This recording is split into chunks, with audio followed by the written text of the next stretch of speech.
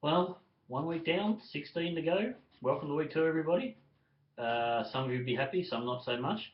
I'd be one that's not so much. Let me have my hand up there. That's me. Going down by two, don't you love it? You're up by 20 odd, and coming down to Monday night football, and then it wasn't Calvin Johnson. I'm not going to blame him because he does what he does. But I tell you what, if Eli Manning was any good at all, I'd have a win. Instead, I lose by two, and now I'm at the bottom of a division. So thanks for coming. Quickly just going through everybody else. I know brother Peter, my brother Peter, he is very dirty. He gets Jamal Charles, Des Bryant, uh, Tom Brady, T.Y. Hilton, the Rams did nothing. That's why he ended up with 53 and he loses by a whole 47. Yeah, what are you going to do? Lost to someone who could easily be his son, so go figure. Bad luck, Pete. Next time, mate.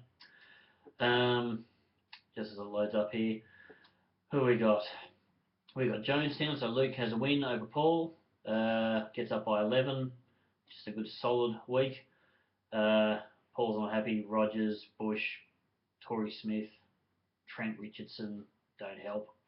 You won't get 9 from Aaron Rodgers every week, so pretty sure you'll do better next week. So you won't have to worry about 9 from him any time. They're playing Seattle every week, so that's not a problem.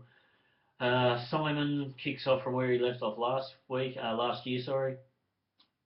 Even with 4 from Eddie Lacy and 4 from Jordan Cameron, still scores over 100. Craig, other brother, yeah, you're rubbish.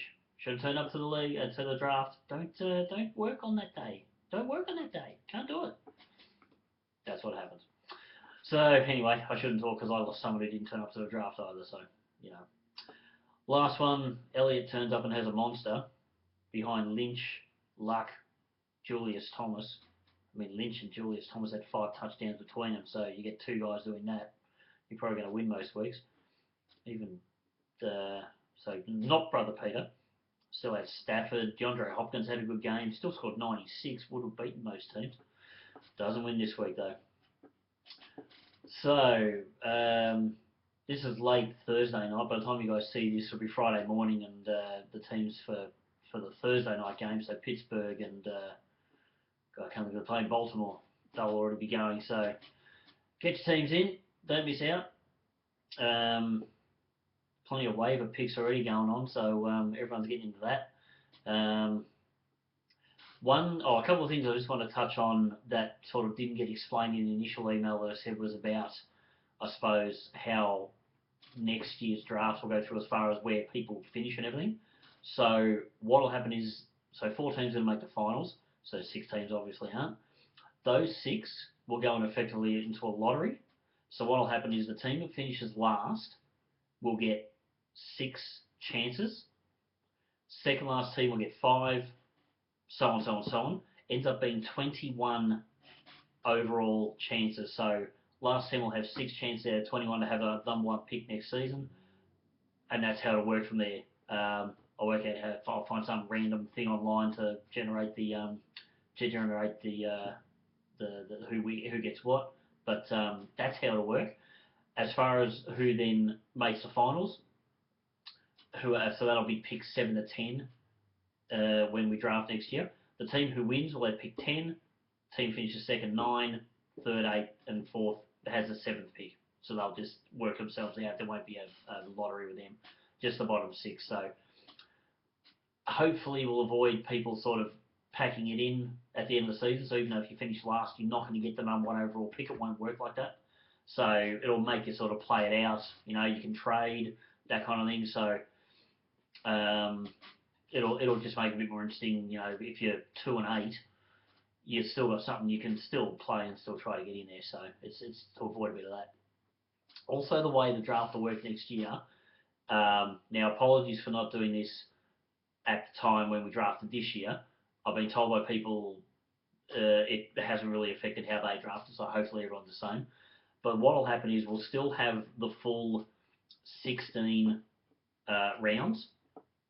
So we'll do 16 rounds of what we did this year. And what will happen is the 5 people you pick, so five keepers, the 5 you keep, wherever you pick that player, you don't pick that round. So me, for example, as I bring mine up here, if I keep, Peyton Manning, he was in the first round, so I don't get a first round pick. I keep, who else? I keep Justin Hunter because he's going to have a monster year, fingers crossed. He was my 12th round pick. I don't get a pick in the 12th round. If for whatever reason you happen to pick someone and they were not drafted, that'll be a 14th round pick. So it won't be the last round pick, it'll be the 14th round, so you're not getting it totally for free, it's pretty much free.